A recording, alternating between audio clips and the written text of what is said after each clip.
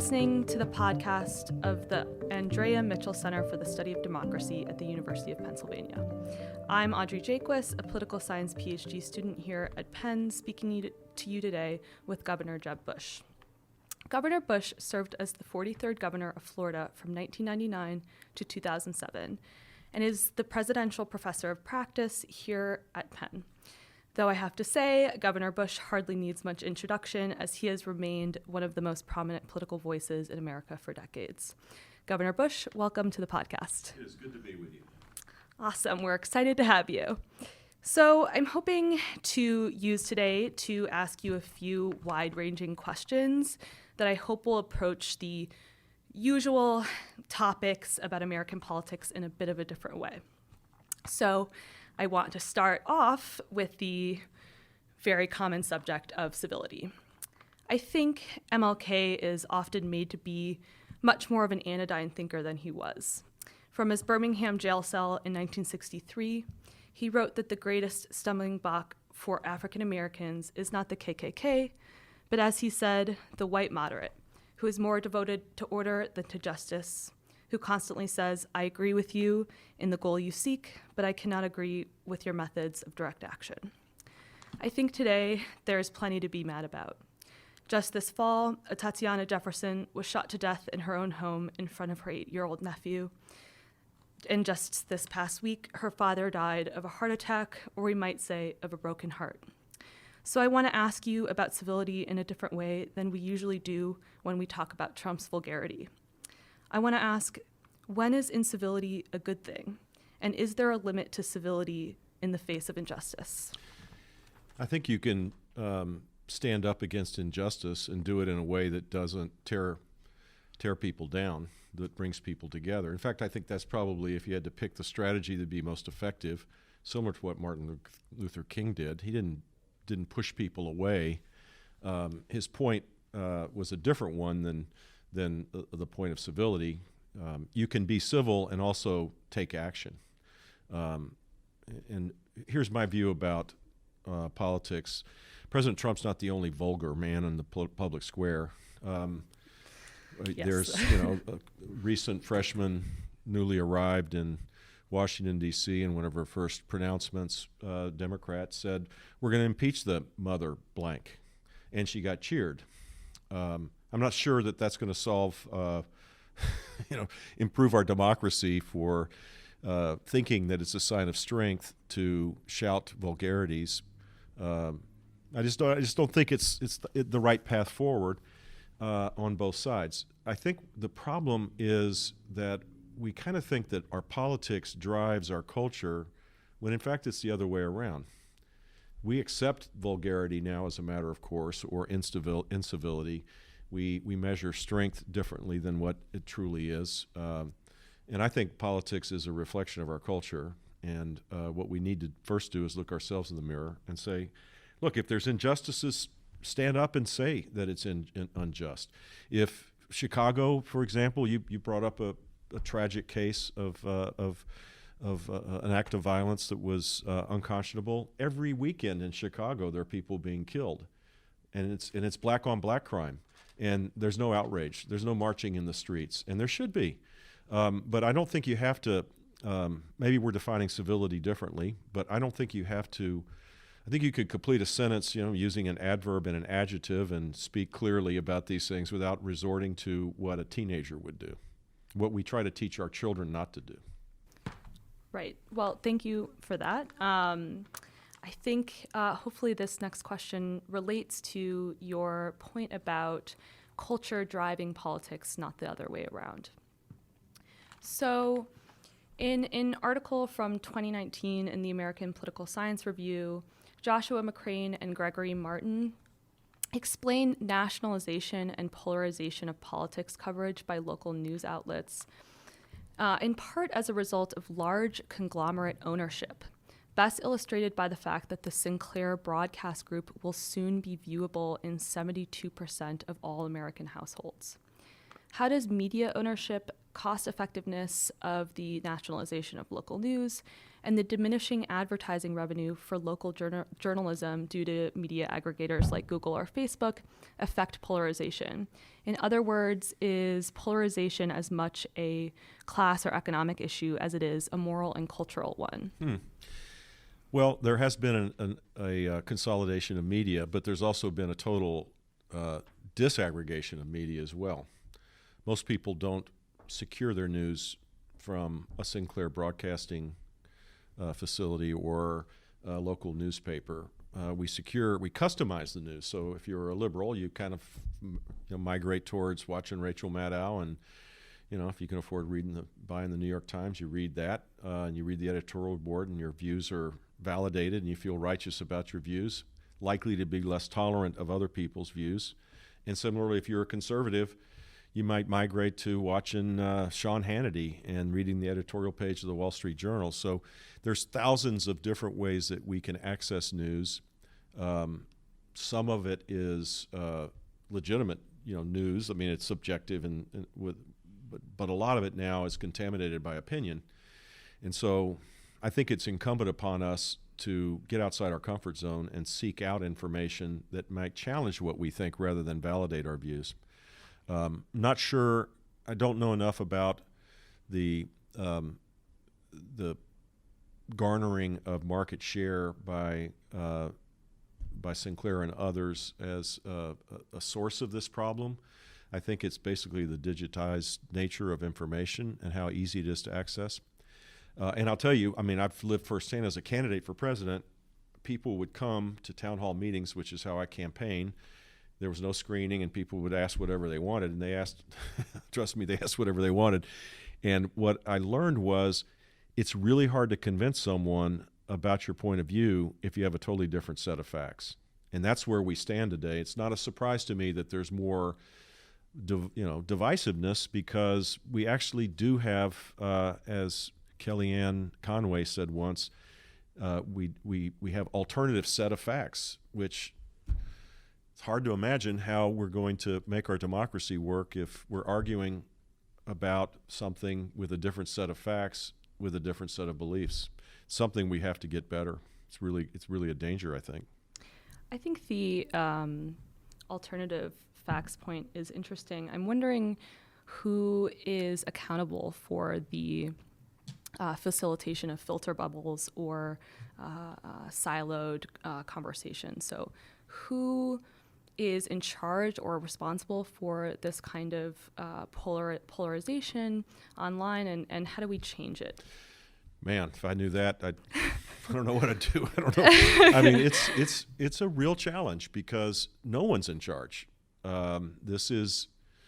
Look, whether it was correct or not, in your grandparents' age, we had 3 networks. A lot more people watched them. We had the paper of record was probably the New York Times, and that was about it. It was a very homogenized system. It did allow us to have a set of, facts that people could have a conversation about that might be more common. But there was a bias back then as well. Now we have like 1,000. It's the Tower of Babel. Now we have thousands and thousands of different places, and I think it's essential for us to regulate our own how we aggregate our information. We have to be curators of our news now, whereas before everybody accepted what they heard as more or less the truth. Now you have to be responsible for seeking out the truth and challenging it. There's so many examples of that. I've had to pull back on things that I believed after I found out the facts that put me on that path to believe it, were wrong. Do you have an example of that? I'm trying to think of one, because it happened in the campaign in a town hall meeting where I was pretty righteous about a particular view. And what was it? It was related to a criminal justice issue, and the guy challenged me on it. And afterwards I said, "Look, give me your email address. I'm going to find out. You're saying that what I'm saying is based on incorrect information. If it's true, I'm going to find out, and I won't say it again." And I I found out that he was right and I was wrong, and I acknowledged him for doing it. And in the talk and in front of the public, I said, look, this is based on this information that I have. If that information is not right, then I might have a different view. But you don't find politicians doing that often. It's one of the reasons maybe why I lost. Now you cannot. You have to be. It's a sign of weakness to admit that you made a mistake. It's really kind of weird because last time I checked, we're all humans, and humans by their very nature are imperfect. Right. I think consistency is seen as a strength, and growth maybe not. Yeah. I mean, people's views can evolve. Yeah. For sure, but right. Consistency towards, narrowing your thoughts leads to a really bad result. Great. So let's, in the interest of time, move to a different realm of politics and one that you've written and discussed at length about, which is immigration. Yeah. And, you have tried to cut across partisan lines in advocating for a more just approach to our policies. You've also been applauded in a different way for your efforts to help conserve the Florida Everglades. So I want to ask you a question. I want to see how we get this. Thank you. Yes. See, I said I want to put things together in a different way. You get asked so many questions. I want to make it exciting for you too. This is the first time I've been asked a question about immigration and Everglades at the same time. Awesome. Okay, good. So I want to ask you about immigration and climate change, or immigration and environmental issues together. So from my perspective, a key component of our debate about immigration misses the role both of U.S. foreign policy and increasingly climate change, and the role that climate change can play in displacing people. The Bahamas is one recent example of that. Many reports show that the U.S., along with China, also leads the world in CO2 emissions. And this past week, 11,000 scientists warned of, quote, untold suffering caused by climate change. So here's my question. What is our responsibility both in tackling global warming and welcoming climate refugees to the U.S.? In what way is climate justice about migrant justice? So, first of all, let me challenge some of the thinking about climate change. You mentioned the Bahamas. Mm-hmm. Hurricanes hit the Bahamas all the time, mm-hmm. and they're not going to stop hitting just as they hit Florida all the time. The question, it is likely that the hurricanes, first of all, they're hitting more populated areas because people migrate towards the coast and there's more people living on the planet. And so the damage is more severe for that reason. And also, the warming of the waters does create the potential for more severe storms. Not necessarily more of them, but more severe and more damaging. So it's something that we ought to take into consideration. And in Florida, we live close to sea level, and so rising tides, based on the warming of the waters, creates a significant challenge. Mm-hmm. I would argue that if you want to get to a proper policy, you get away from the political debate of what percentage of this is human responsibility and what is, what could be natural ebbs and flows that happen since the beginning of life on the earth. And talk about it's happening, so let's create adaptive policies to deal with it. And those policies would be different in different places.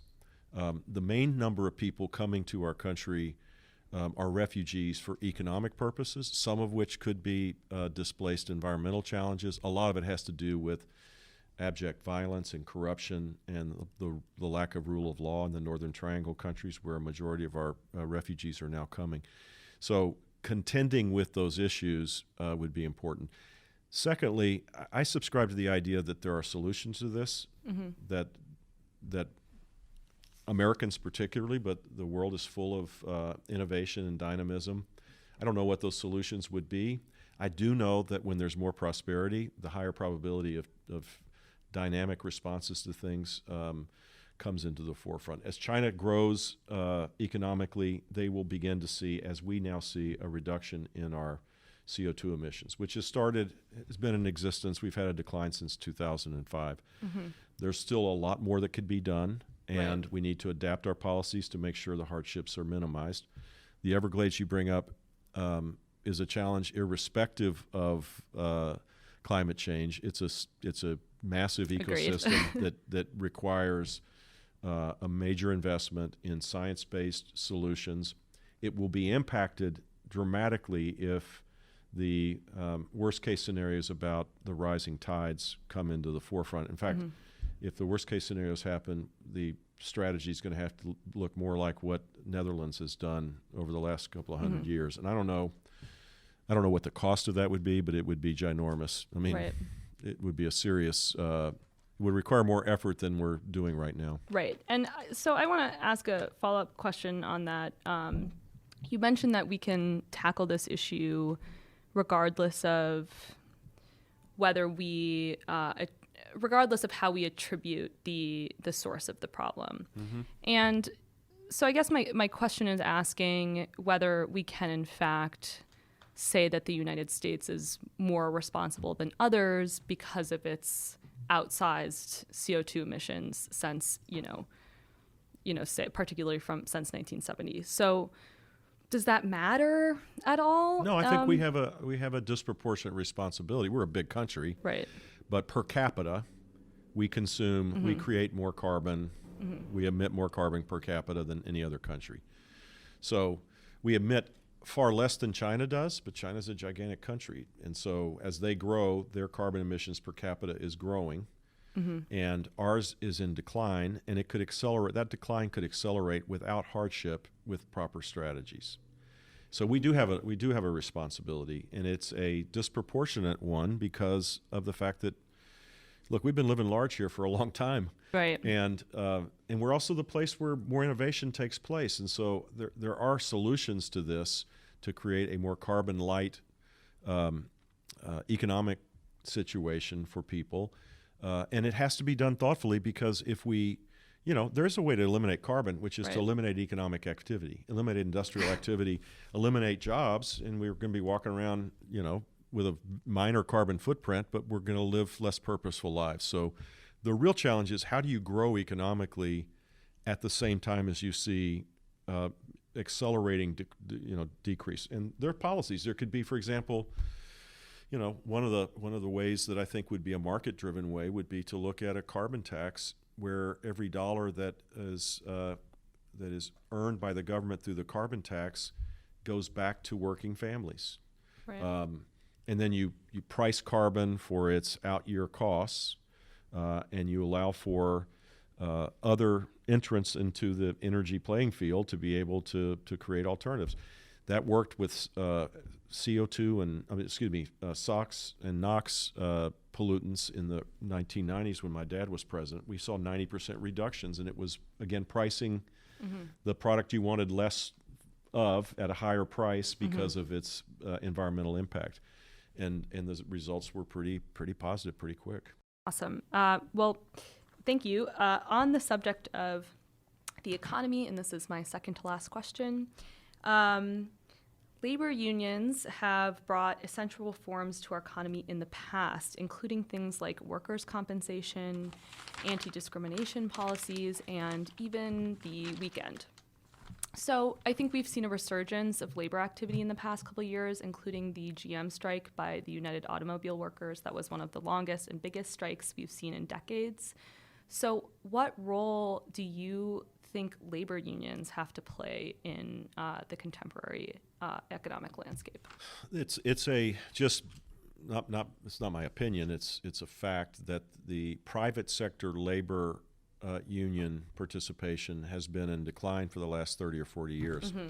I think there's an appropriate role if they're providing benefits to their workers in a way that allows the enterprise to succeed and allows wages and benefits to grow. I don't think there's any problem. I have more of a problem with government-run unions, to be honest with you. Okay. Where there isn't that labor management dynamic and that tension where there has to be trade-offs, because in a government setting, when people collectively bargain, everybody benefits. In other words, the management is basically labor as well. Can you give me an example of when that's not effective? Every school district negotiates collectively. They appropriate the money, and then they divvy up this benefit, and those benefits accrue both to the people that are on one side of the table, and obviously for the people that are being represented by the union itself. So it's not the same. There isn't that dynamic that there exists in private unions negotiating with management. I think that is a fairer negotiation, if you will. The challenge becomes, we have different influences on our economy. We're not in an industrial economy anymore, which is where labor unions have prevailed as the industrial era started. You brought up, weekends. Some people, that would be a surprise for most people that people working in factories 100 years ago worked 7 days a week. Right.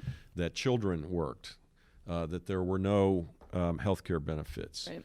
That the workers' compensation system was not necessarily created by the unions, but it was pushed by the unions to improve safety. All of these things, their contribution was massive. As we move away from that industrial model, the relevance of unions has subsided. And I don't know, I can't predict if it will gain resurgency now. We do have, labor shortages now that makes kind of brings back the proper balance between management and labor, and so maybe that's going to be create a resurgence for private union involvement again. Great. Well, thank you. So I want to end with a question about Charlottesville. So in 2017, there was a rally in Charlottesville called Unite the Right, where white nationalists murdered Heather Heyer, injured 19 others, and shouted things like, "Jews will not replace us." President Trump's response is well documented, and I don't want to discuss it here. Rather, I want to ask, how would you have responded to this crisis, and what is at stake? What does Charlottesville mean for our country? Look, this is back to the first question, but this is the consequence of what I would consider, it's beyond civility. It's what we accept. I mean, hate speech is protected by the First Amendment, and we're sitting here in Philadelphia, Pennsylvania, the birthplace of the Bill of Rights and our Constitution, and I love the Constitution, and it needs to be protected, not trampled on. But presidents and public leaders need to be resolute in not equivocating about these things, because it's very easy to go from being an angry conservative to alt-right to a white supremacist, just as it's very easy to go from being a liberal to Antifa to whatever else. And as we break ourselves up in our disparate parts and we don't accept certain levels of behavior, we become more tolerant of horrific behavior, including leading to this tragic violence. Any public figure, whether it was the governor, I'm sure the governor did respond this way, or the president, there should be no equivocation, no tolerance for it, no acceptance of it, no, both sides have good people. No, that's not right. It's not true. And look, our country, the founders envisioned a country that had as its guiding document a belief that we needed to be protected from our government. These were rights, these were individual rights endowed by God, where government was there to protect us, to protect our freedom. The underlying assumption was that we would find common ground, that there'd be a set of shared values that would allow this to be successful. And for most of our history, with warts and all, I mean, we haven't lived our country hasn't been perfect. We've emerged as the leader of the world in so many ways, and the values that most people believe in are values that are admired from afar and desired by most people that are seeking freedom. And if we trample on them here, there's no place, but for us who? And so I find this era right now really disturbing, deeply disturbing to me. Our president is a prime minister and a king, and eventually there'll be a queen. There's the symbolism, the unifying factor of the country that matters. It's beyond ideology. It's not about passing a law. It's about being unifying us around what our shared values are. This president has failed us in that regard, and my hope is that at some point we'll begin to believe again that it's really important to have presidents that want to unite the country. There's so many things we have in common, and there's a lot of things we don't. We shouldn't focus all of our efforts on the things we don't agree on. Right. Well, thank you very much, Governor Bush, and I really appreciate you joining us today. Yeah.